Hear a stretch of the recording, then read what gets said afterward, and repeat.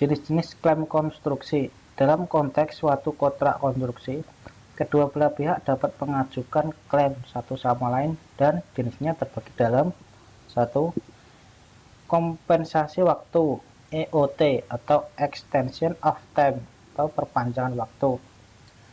Penyedia jasa dapat mengajukan tambahan waktu pelaksanaan atau tambahan kompensasi dari pengguna jasa atau beberapa konsesi seperti pengurangan dari persyaratan teknis atau spesifikasi bahan. Kedua, kompensasi biaya. Pengguna jasa dapat mengajukan klaim pembebasan dalam pengertian pengurangan nilai kontrak.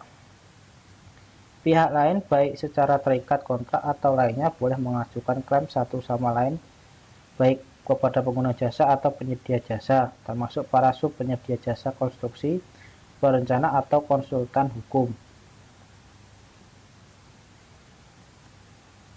Penyebab klaim. Klaim oleh penyedia jasa. Klaim dapat dalam proyek konstruksi oleh penyedia jasa terhadap pengguna jasa. Umumnya dapat ditemukan pada kondisi sebagai berikut. 1. Adanya kelambatan atau cacat informasi dari pengguna jasa. 2. Adanya kelambatan atau cacat dari bahan-bahan atau peralatan yang diserahkan pengguna jasa. 3. Perubahan-perubahan permintaan, gambar-gambar atau spesifikasi. 4. Perubahan kondisi lapangan atau kondisi lapangan yang tidak diketahui. 5. Pengaruh reaksi dari pekerjaan yang bersamaan. 4. Larangan-larangan metode kerja tertentu. Yang ke-7 dan terakhir, kontrak yang memiliki arti mendua atau perbedaan penafsiran. Bab 9 masih sama, administrasi kontrak, konstruksi, proses penanganan klaim. Bentuk pengajuan klaim. Klaim menurut KBBI. 1. Tuntutan pengakuan atas suatu fakta bahwa seseorang berhak memiliki atau mempunyai atas tertentu. 2. Pernyataan tentang suatu fakta atau kebenaran suatu. Mengklaim artinya meminta atau menuntut pengakuan atas suatu fakta bahwa seseorang atau suatu organisasi, perkumpulan, negara, dan sebagainya berhak memiliki atau mempunyai hak atas suatu. 2. Menyatakan suatu fakta atau kebenaran sesuatu. Pengklaim orang yang mengklaim. Pengklaiman proses, cara pembuatan pengklaim. Struktur klaim. Pada umumnya klaim mengikuti struktur sebagai berikut. 1. Pemahaman mengenai ketentuan-ketentuan dan persyaratan-syaratan kontrak. Sebelum mengajukan klaim, haruslah diketahui dengan benar tentang hal-hal apa saja yang diatur dalam kontrak, meliputi hak dan kewajiban, pembiayaan, lingkup kerja, penyelesaian sengketa, dan peraturan-peraturan yang berlaku. Kedua, pemahaman mengenai kejadian klaim atau kejadian penyebab klaim. Diperlukan pemahaman yang lengkap mengenai peristiwa atau kasus yang telah terjadi dan ditampilkan dalam bentuk kronologis, surat pendukung, seperti pasal kontrak, undang-undang, peraturan, MOM, dan lain sebagainya. Ketiga, akibat dari kejadian atau klaim tersebut. Dengan adanya atau tidak adanya kejadian, maka timbullah akibat dari keadaan tersebut, seperti kehilangan nilai finansial, kehilangan waktu, kehilangan kesempatan, dan hal ini juga dijelaskan dalam kronologis. 4. Analisa biaya. Pada umumnya, setiap klaim menimbulkan permintaan penggantian biaya, baik dari biaya kerugian, biaya penggantian, atau biaya kompensasi atas usaha atau tambahan usaha yang sudah dilakukan atau akan dilakukan. Kompensasi juga bias berupa tambahan waktu. Bab 10 masih sama. Singkat saja, menurut MC Neil Stokes dalam bukunya Construction Law in Contractors Language, penyedia jasa harus menyiapkan klaimnya secara tertulis untuk kompensasi tambahan bagi perubahan yang harganya tidak ditetapkan dalam rincian yang mencakup, untuk mengajukan secara jelas fakta-fakta yang diperlakukan untuk menunjukkan biaya dan posisinya di mana dia berhak mendapatkan kenaikan harga kontrak karena perubahan pekerjaan.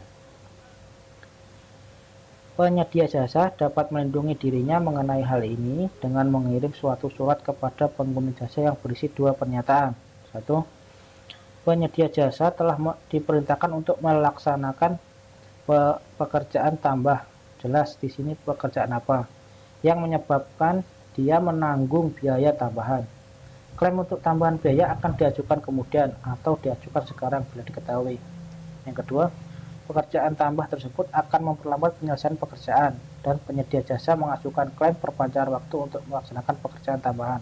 Jadi bila proyek terlambat, diperlukan dua macam klaim perpanjangan waktu dan tambahan biaya. Kesalahan yang biasa terjadi dari penyedia jasa yang melaksanakan pekerjaan tambahan. Pekerjaan tambah hanya mengajukan klaim tambahan biaya dan melalaikan klaim perpanjangan waktu. Bab 11 masih sama. Penyelesaian sengketa pasal 88 ayat 1. Sengketa yang terjadi dalam kontrak kerja konstruksi diselesaikan dengan prinsip dasar musyawarah untuk mencapai kemufakatan. Pasal 2. Dalam hal musyawarah pada pihak sebagaimana dimaksud pada ayat 1, tidak dapat mencapai suatu kemufakatan, para pihak menempuh tahapan upaya penyelesaian sengketa yang tercantum dalam kontrak kerja konstruksi. Ayat 3. Dalam hal upaya penyelesaian sengketa tidak tercantum dalam kontrak kerja konstruksi sebagaimana dimaksud pada ayat 2. Pada para pihak yang bersengketa membuat suatu persetujuan terus mengenai tata cara penyelesaian sengketa yang dipilih. Tahapan upaya penyelesaian sengketa sebagaimana dimaksud pada ayat 2 meliputi mediasi, konsilasi, dan arbitrase. Bab 11 masih sama. Dewan Sengketa adalah versi Indonesia dari Dispute Board. Menurut ICC, Dispute Board adalah Dewan Sengketa atau Dispute Board atau DB adalah badan independen yang terdiri dari suatu atau 3 orang anggota dewan. Pada umumnya diatur sejak penandatanganan kontrak kerja atau menengah atau jangka panjang. Mereka bertindak sebagai pihak yang mengupayakan supaya tidak terjadi sengketa dan penyelesaian sengketa bila ada akibat dari pelaksanaan kontrak. Walaupun penggunaan DB banyak pada proyek konstruksi, tetapi DB juga bisa berguna untuk bidang lain seperti penelitian dan pengembangan, hak intelektual, kerjasama produksi, dan perjanjian antar pemegang saham. Next. Bab 13 masih sama judulnya. Walaupun dalam UU-JK nomor 2 tahun 2017, pengadilan sudah tidak disebutkan sebagai penyelesaian sengketa konstruksi, tapi keberadaannya tetap sebagai lembaga penyelesaian sengketa yang resmi. Berikut penyelesaian sengketa melalui pengadilan. Yang pertama, penggugat atau pemohon atau kuasanya mendaftarkan surat gugatan atau permohonan di meja 1. Nah, selanjutnya, petugas pendaftaran meja 1 memeriksa kelengkapan berkas. Selanjutnya, panitera muda perdata memberikan persetujuan. Selanjutnya, petugas pendaftaran meja 1 memberikan slip penyetoran bank kepada penggugat atau pemohon atau kuasanya agar membayar panjar biaya perkara pada bank yang telah ditentukan. Selanjutnya, penggugat atau pemohon atau kuasanya membayar di bank. Selanjutnya, kasir menerima slip penyetoran bank bukti pembayaran pajak panjar biaya perkara, membuat SKUM, memberikan nomor perkara dan mengembalikan 2 tindasan ke penggugat dan menyimpan 1 tindasan untuk bukti kasir. Selanjutnya, penggugat atau pemohon atau kuasanya memberikan tindakan SKUM kepada petugas pendaftaran di meja 2 dan menyimpan 1 tindasan untuk bukti. Selanjutnya, petugas pendaftaran meja 2 penerima SKUM memberikan 1 salinan surat gugatan atau permohonan kepada penggugat atau pemohon atau kuasanya, mencatat dan register dan menyiapkan belangko penetapan. Selanjutnya, panitera atau sekretaris memeriksa berkas perkara. Selanjutnya, ketua PN menunjuk majelis hakim, dan terakhir panitera atau sekretaris menunjuk panitera pengganti dan jurnalis atau jurusita pengganti. Bab 14 masih sama, perbandingan penyelesaian sengketa. Bisa dilihat tabelnya. Perbandingan di atas adalah untuk pelaksanaan pada umumnya. Pada beberapa kasus bisa terdapat pengecualian. Variasi diterangkan dalam penjelasan masing-masing penyelesaian sengketa. Bisa dibaca ini. Pemilihan majelis leluasa. Mediator bisa menggunakan hakim di pengadilan atau mediator swasta atau bahkan siapa saja sepanjang kedua belah pihak sepakat. Waktu cepat. Proses mediasi umumnya hanya 1 hari 8 kerja, walaupun untuk kasus yang rumit bisa memakan waktu yang lama. Bahkan ada kemungkinan terjadi sepakat untuk tidak sepakat. Ini biaya murah dihitung per jam. Pada umumnya selesai dalam waktu 1 hari. Selanjutnya dasar putusan, best practice dan hukum negara. Selanjutnya keahlian mediasi. Mediator memiliki keahlian mediasi untuk keahlian di bidang yang persengketaan adalah nilai tambah. Selanjutnya pengambilan keputusan kedua belah pihak. Mediator tidak ikut serta sebagai pengambilan keputusan. Solusi win-win solution. Selanjutnya kepastian hukum final dan banding. Kerahasiaan persidangan tertutup. Eksekusi mudah karena putusan bersama. Selanjutnya hubungan antar pihak sangat terjaga. Bab 15 dan yang bab terakhir. Kompetensi insinyur profesional. Hak dan kewajiban insinyur di Indonesia diatur dalam UU Nomor 11 Tahun 2014, Undang-Undang Republik Indonesia Nomor 11 Tahun 2014 tentang keinsinyuran. Berikut adalah definisi keinsinyuran di Indonesia menurut UU. Hak dan kewajiban insinyur serta hak dan kewajiban pengguna keinsinyuran dan pemanfaatan keinsinyuran.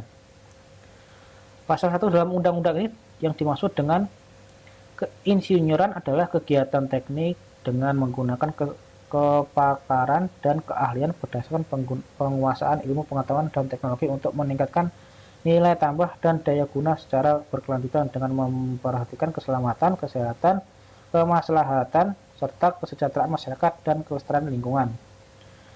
Praktik keinsinyuran adalah penyelenggaraan kegiatan keinsinyuran. Insinyur adalah seorang yang punya gelar profesi bidang keinsinyuran. Insinyur asing adalah insinyur yang berkewarganegaraan asing. Program profesi insinyur adalah program pendidikan tinggi setelah program sarjana untuk membentuk kompetensi keinsinyuran.